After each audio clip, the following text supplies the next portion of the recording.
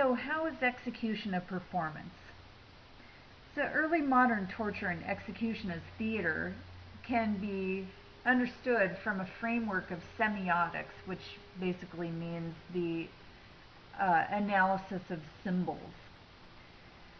The entire work or event in this case is an ensemble of material elements that together form meaning constituted by its total effect. Okay, the meaning of the scene is made up of the effect of all of the little elements in it. All of the elements individually work together to form a unified whole that subsequently becomes ingrained in the community's cultural consciousness. Any element missing or out of place could be disadvantageous to the state, so it was in their interest to keep a tight control over the proceedings. And the proceedings had a certain plot that followed the same order pretty much every time. So the first thing that happens, you can think of tragedies as tragedy focuses on a nobleman, right? But in a sense, even the criminal, the lower class person, also has the chance to go to heaven, and this person has fallen from grace. They're about to meet their unfortunate end and lose their chance at heaven, right? Or if they're contrite on the scaffold, they might be able to redeem themselves at the very end. And so what do we see in this? We see catharsis. So the first thing that happens is that the person who is sentenced is sent to the magistrate of the town. Okay, the characters are the condemned, the crowd, of course, the magistrate of the town, some representative of the state or the kingdom, as you will, and if you will, I should say, and the some representative of the church, a priest, usually, something like that. So the scene starts out at not necessarily the magistrate's house, but the place in town, like a town square. And the magistrate and the condemned are the first characters in the scene. So the town official reads the charges, repeats the sentence of death, and holds up a wand of office. So this is a stick, right? A stick that represents the official title of this person and their ability to condemn the person to death. So what this town official does is he breaks this wand of office into pieces and he throws it at the feet of the condemned. And what this does is it symbolizes their separation, their first separation from the human family.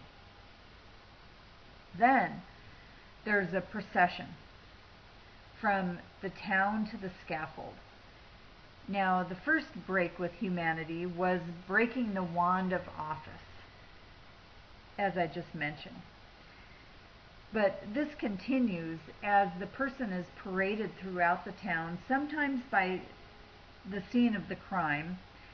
And if they are a noble person in the town, they're taken by cart.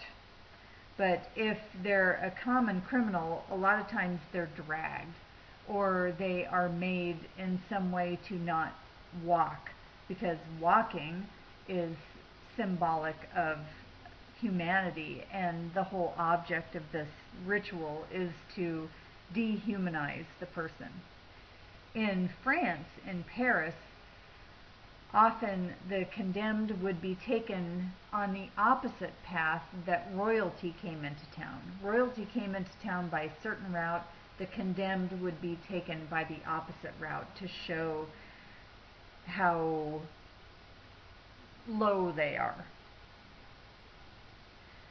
So they are taken to the scaffold, And the scaffold is a place usually on the edge of town, and it's not, and this is the place where the execution takes place, but usually the person is not only killed there, but their body is left to rot, or it is burned, and then the ashes symbolically destroyed even more, and it has a whole, each one of these acts has a theatrical value.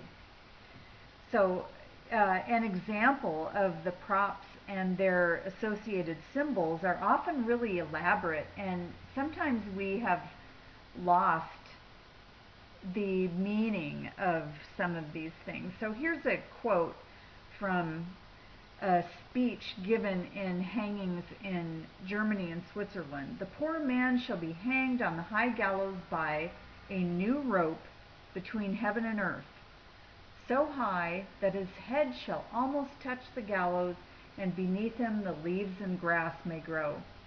Here he shall be strangled to death by the rope, so that he will die of it, and be undone, and his body shall remain on the gallows, so that it shall be given over to the birds of the air, and be taken away from the earth, so that furthermore neither persons nor property may be damaged by this man, and others shall witness his punishment as a fright and a warning."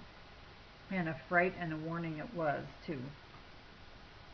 That birds take away the body parts so the criminal can do no more damage to the living exemplifies the fear of him returning from the dead to exact revenge or harass the living. In another example, ripe with symbolism, people charged with parricide, meaning killing their father, were tied up in a sack with a cock, meaning a rooster, a serpent, a monkey, and a dog. Although the exact meaning to those in attendance was perfectly clear, they're lost to us today. But the idea is that this serves as a warning for people not to do this again. Another interesting thing is the good death.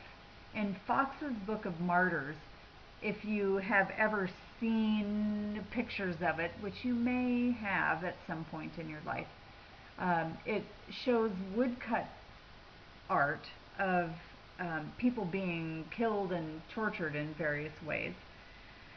And inevitably in these pictures, they have a peaceful look on their face. And sometimes they are asking for forgiveness, and sometimes, actually they're not asking for forgiveness, they're asking for forgiveness from the audience. And a lot of times they are criticizing the British Crown, and so there were a lot of political overtones to Fox's Acts and Monuments, which is the actual title of the book. But one of the reasons why Fox wrote this book is he said himself that he wanted anybody from any class, as in social class, to be able to look at that and understand it. And really it's a text on how to die a good death. And it gives instructions on what to do. A lot of times with these deaths, and to make it cathartic, right, there would be a huge crowd around the actual execution place, the scaffold.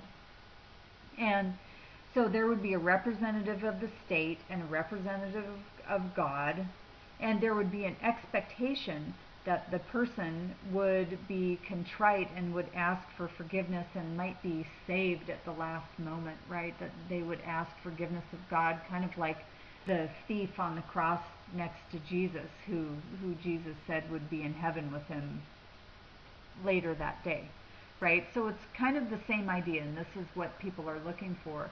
And Fox's Book of Martyrs really is an instruction book for people on how to die a good death. In fact, in the French Revolution, when they instituted the guillotining of many, many people and the torture and execution of them also,